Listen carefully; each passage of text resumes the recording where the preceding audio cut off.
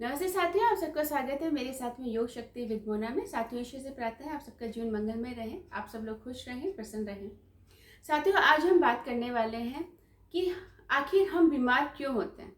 आखिर क्या वजह है जिससे कि हम बीमार होते हैं और क्या कारण है जिनकी वजह से हम बीमार होते हैं, इसके बारे में आज हम थोड़ी जानकारी लेंगे।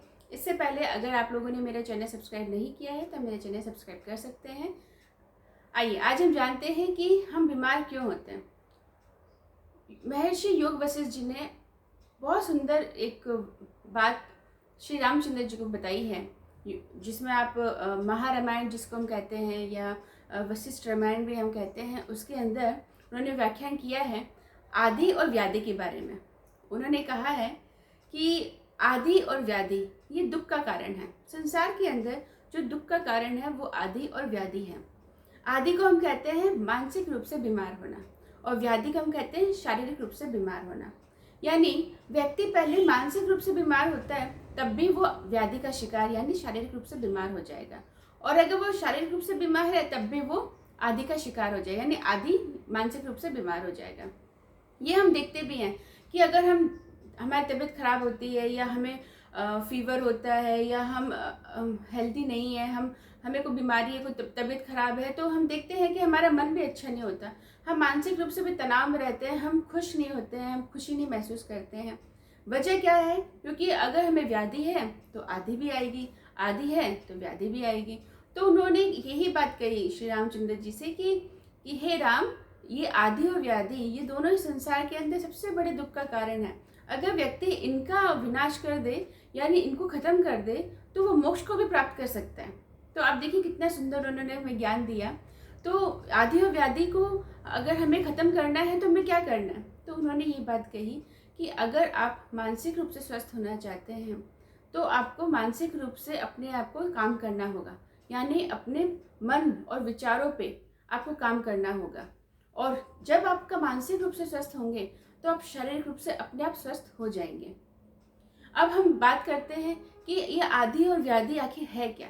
तो हम देखते हैं कि आज के समय के अंदर व्यक्ति मानसिक बीमारियों से ग्रसित है। वो शारीरिक रूप से बहुत सारे एक्सरसाइज करता है, बहुत सारे व्यायाम करता है, बहुत सारे जिम जा रहा है, फिर भी वो बीमार रहता है। क्यों? क्योंकि वो मानसिक रूप से अपने लिए काम नहीं कर रहा है, वो अपने मानसिक स्थिति को ठीक करने के लिए उसके ऊपर काम नहीं कर रहा है। हमें सिर्फ इसी बात का ध्यान रखना है कि अगर हमने आदि को ठीक कर लिया तो हम व्याधि अपने आप हमारी ठीक हो जाएगी। तो हम ये देखते हैं कि आदि को ठीक करने के लिए हमें क्या क्या चीज़ें करनी चाहिए।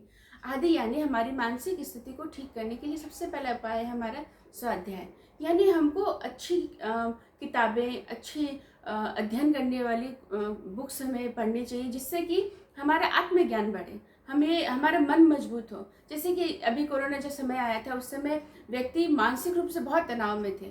उस समय अगर वो स्वाध्याय किया है, उसने अगर अध्ययन किया है, वो अगर अच्छी किताबें, अच्छा आत्मज्ञान लिया है, तो वो व्यक्ति हमेशा मानसिक रूप से मजबूत ही रहा होगा। ये आप देखेंगे उन व्यक्तियों के साथ में। और जिसने ये नहीं किया वो मानसिक रूप से तनाव में रहा होगा।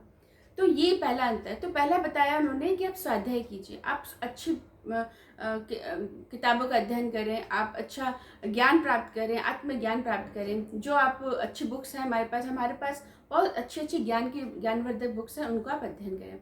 दूसरा उन्होंने बताया साधु संग, यानी आप ऐसे लोगों का संग कीजिए जिनके पास में बैठने से आपको ज्ञान प्राप्त होता है, आपका मन मजबूत होता है, आपको प्रसन्नता महसूस होती है, आपको आपके विचारों को एक सकारात्मकता मिलती है। आप वहाँ पर आप उन लोगों के बीच में आप बैठिए।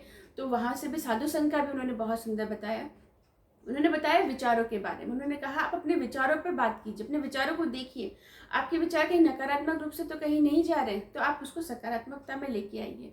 आज के समय में हम वैसे भी चारों ओर से इस तरह से घिरे हुए हैं कि हमें हर कहीं से नकारात्मकता ही मिलती है, तो हम सकारात्मक कैसे हों? तो इसीलिए कहते हैं कि अब आपको थोड़ा काम अपने ऊपर करना ही होगा, ताकि अगर हम आदि से बचेंगे तो हम व्याधि से अपने आप बच जाएंगे। तो इस तरीके से हम स्वाध्याय करें, आत्मज्ञान प्राप्त करें, साधु संग में रहें, हम सकारात्मक चीज़ें करें, हम वो काम करें जिससे कि हमें भी खुशी हो और हम दूसरों को भी खुशी पहुंचा सकें। क्योंकि देखिए जब हम दूसरों के लिए खुशी पहुंचाते हैं तो डेफिनेटली हमें खुद को भी बहुत खुशी महसूस होती है और हमारे शरीर को ठीक होने में बहुत मदद करता है। दूसरी बात एक और महत्वपूर्ण है कि हम अब अगर शारीरिक रूप से बात करने को बोलें तो कई बीमारियां ऐसी हैं जो हमारे पुराने जो कर्म है, हमारे जो पिछले कर्म है, चाहे आप इस जन्म में बहुत अच्छे से रह रहे हैं, बहुत नियम संयम से रह रहे हैं, लेकिन कुछ हमारे कर्म ऐसे होते हैं जो हमारे शारीरिक रूप से हमें अगर तकलीफ आई है तो वो हमारे पूर्व कर्मों की वजह से भी आ सकती है। तो हमें ध्यान ये रखना है कि हम आदि और व्याधि से बचे कैसे। तो आपको आदि के ऊपर काम करना है तो आप व्याधि में अपने आप बच जाएंगे, और आदि से ही व्याधि आती है। सबसे महत्वपूर्ण जो चीज़ है, जैसे मधुमेह रोग है, वो आदि की वजह से, यानी मानसिक रूप से जो लोग मानसिक रूप से ठीक नहीं हैं वो सारे लोग आदि मधुमेह से ग्रसित हुए हैं। या जो लोग बहुत तनाव में रहे हैं लॉन्ग समय तक, या जिन लोगों ने अपने जीवन के अंदर संयम नहीं बरता है, या जो अपने जीवन में कभी भी उठा पटक में कभी भी कुछ भी खा लिया बेसमय में, बेवक्त, सुबह का नियम नहीं, शाम का नियम नहीं, उठने का नियम नहीं, सोने का नियम नहीं, और किसी चीज़ का नियम नहीं, और फिर हम सोचते हैं कि हम स्वस्थ रहें। हम स्वस्थ कैसे रह सकते हैं? तो आइए दोस्तों, आज हम इस चीज़ को कोशिश करेंगे कि हम अपने जीवन के अंदर इन दो आदि और व्याधि से बचने के लिए, इनको ख़त्म करने के लिए हम अपने जीवन में संतुलन लेके आए, हम संयम से काम शुरू करें। और आप लोगों को अगर इसके बारे में कुछ और जानकारी लेनी हो तो आप मेरे वीडियो बॉक्स में जाके मेरे इसमें कमेंट कर सकते हैं। और अगर मेरा वीडियो पसंद आए तो आप इसको लाइक और शेयर भी कर सकते हैं। आप सबका बहुत बहुत धन्यवाद। ओम शांति।